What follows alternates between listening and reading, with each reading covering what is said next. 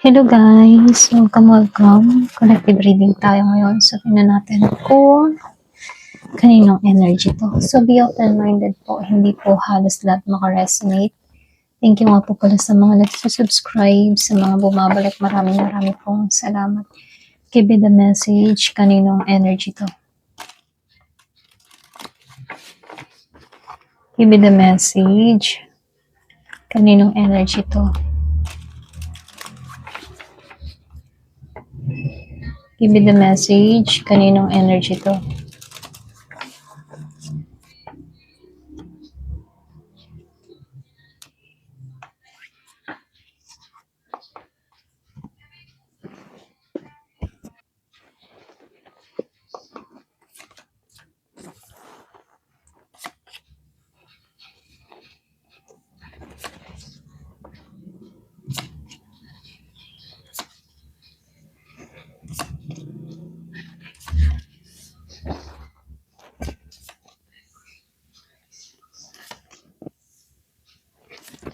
So, dito, no, meron akong nakitang Gemini, Libra, Aquarius.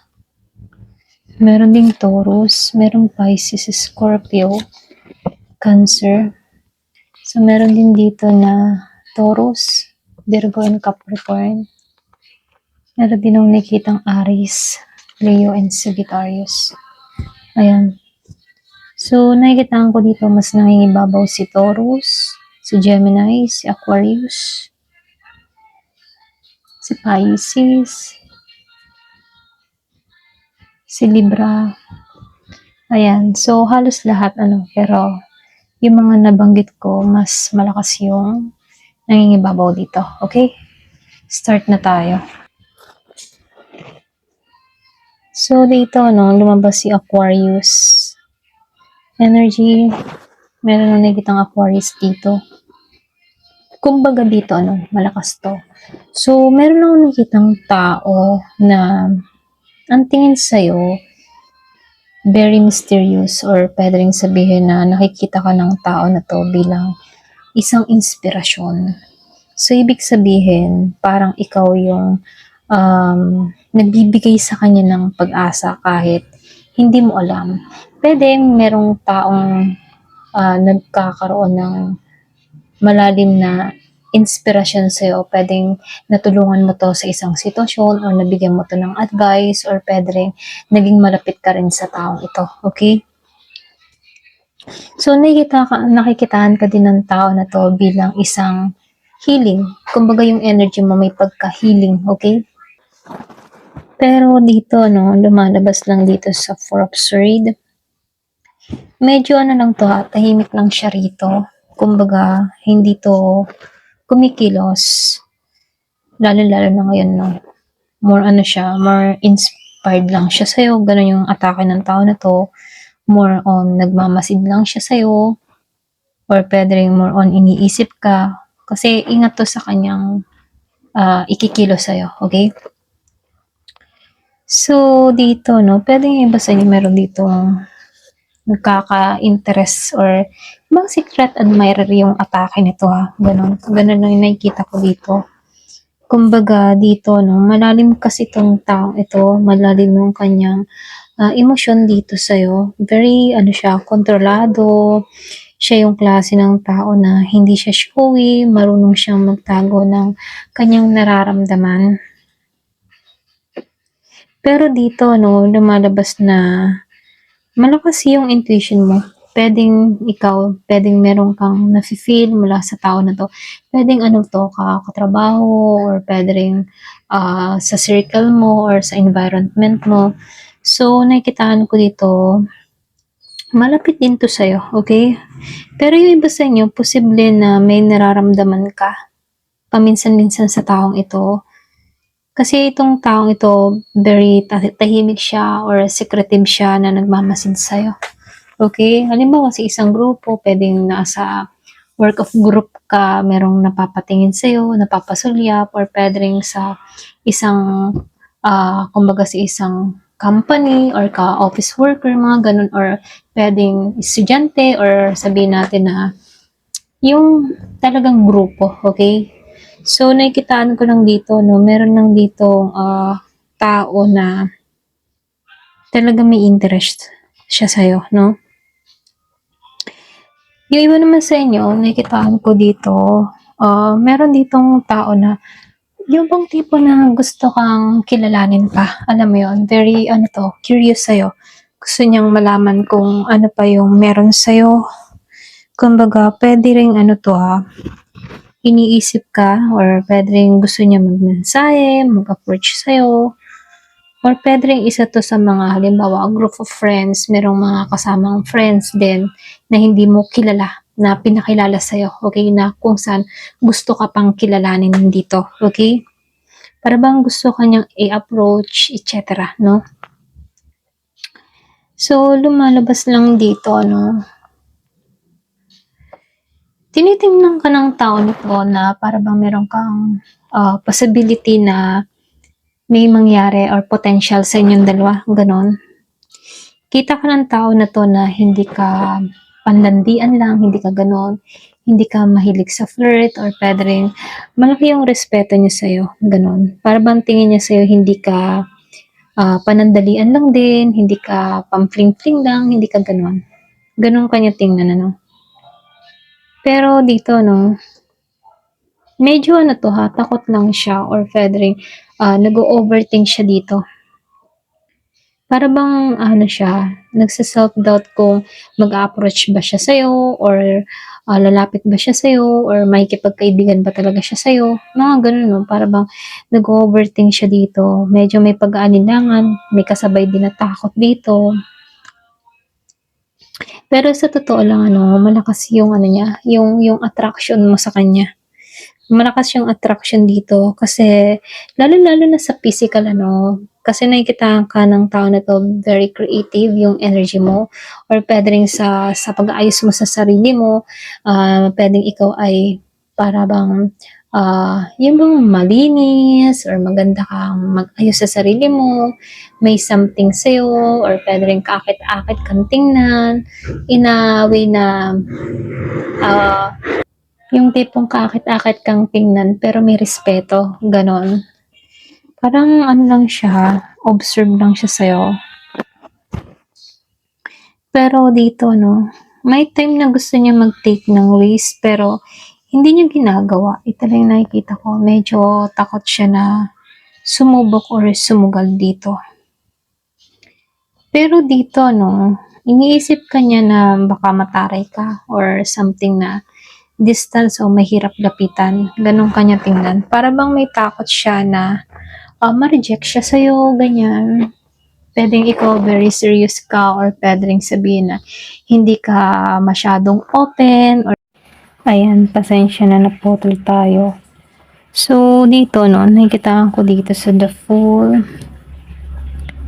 Meron akong nakikita ditong tao na gusto niya mag-take ng risk pero hindi pa niya ginagawa, Kumbaga, merong pag-aalinlangan or pwede rin merong pumipigil sa kanya rito or pwede rin sabihin na nag-iisip siya rito, Pero kung tutusin dito, para bang gusto niyang sumugal sa'yo, okay?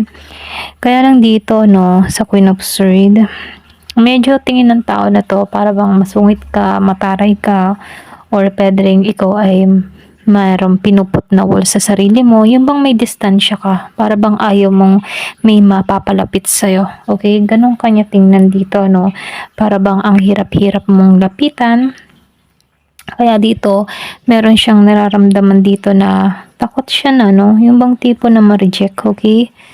Pero nakikitaan ko rin dito, hindi lang ito basta fling-fling, ito rin nakikita ko dito sa The Hierophant top right, kumbaga, hindi lang, yung bang tipo na kita ka ng tao kasi na to na may potential or very seryoso yung aura mo, okay?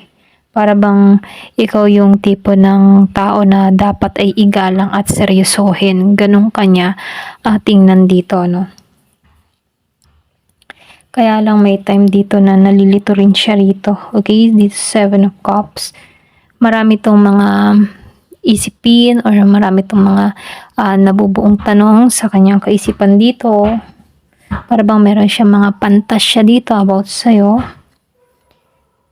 So, nakikitaan ko dito na gusto ng tao na 'to na ikaw, gusto niya na sana ikaw ay wag ka ba masyadong, distant sa kanya, okay? Para bang gusto ng tao na 'to na ibaba mo yung iyong, grounded ano, yung ground mo dito. I mean ano, yung bang tipo na gusto niyang ibaba mo dito yung iyong wall, okay?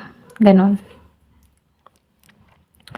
Pero dito 'no, lumalabas dito na malakas yung connection energy dito. Puwedeng, may pagka-soulmate type 'to, okay? Para bang kita ka ng tao na 'to na magkakaroon ng meaningful yung bond ninyo o kung kayo man ay, kung may mangyari man sa inyo 'no, okay? Kung meron mang, kung mas maging malalim yung pakikipagkaibigan or connection niyo rito, tingin ng tao na 'to na magsuswak kayo, okay? Pero guarded ka dito gano'n ka niya tingnan, very guarded ka. Para bang kita ng tao na 'to na masyado mong pinoprotektahan yung sarili mo, okay?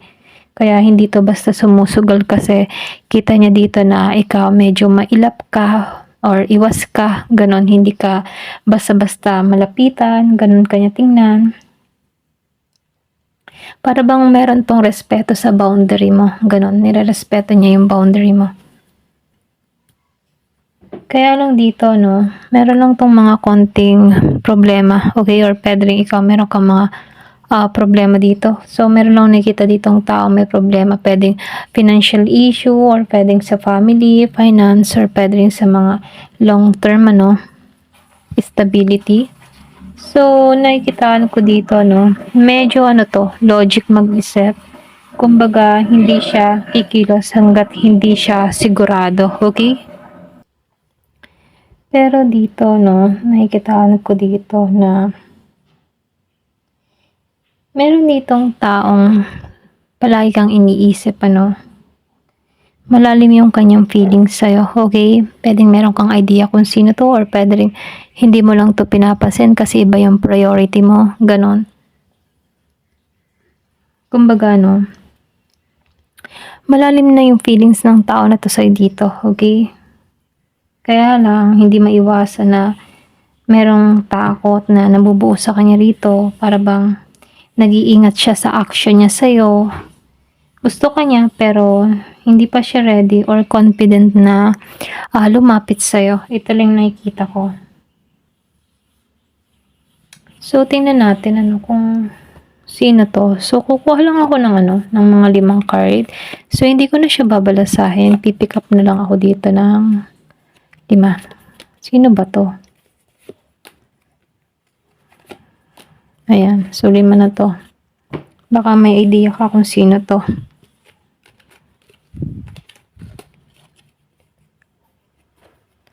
Seven of Wands, Six of Wands, Ten of Wands, Empress, Judgment, and Ten of Pentacles. So, magandang sign to ha.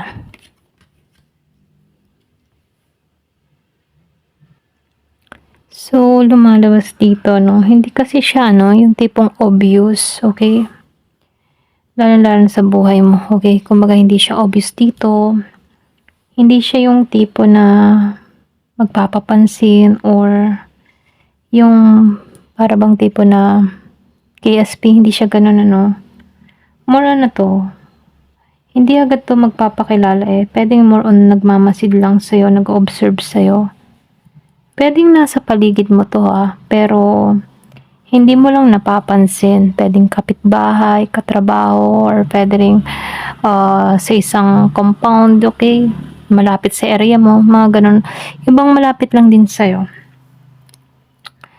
Pero nakikitaan ko dito, no, sa Ten of Wands, busy to or merong mabigat na pinagdadaanan.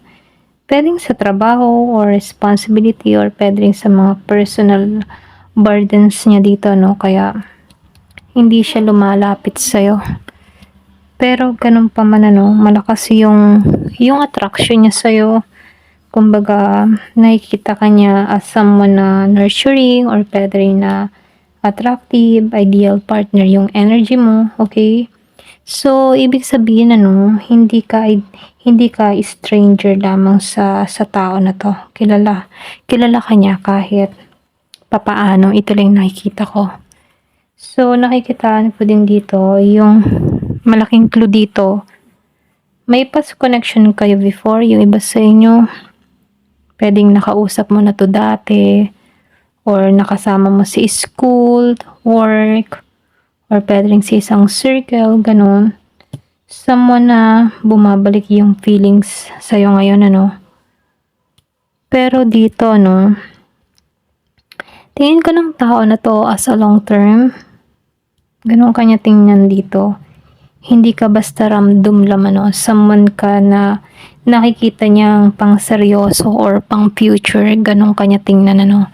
Pwedeng kita kanya as a malalim na tao or sabihin natin na maalaga, ganon, okay? Meron siyang nakikita sa'yo na pwedeng hindi niya nakikita sa iba. Something na ikaw yung masasabing special para sa kanya, ganon. Pero hindi to kumikilos or gumagalaw.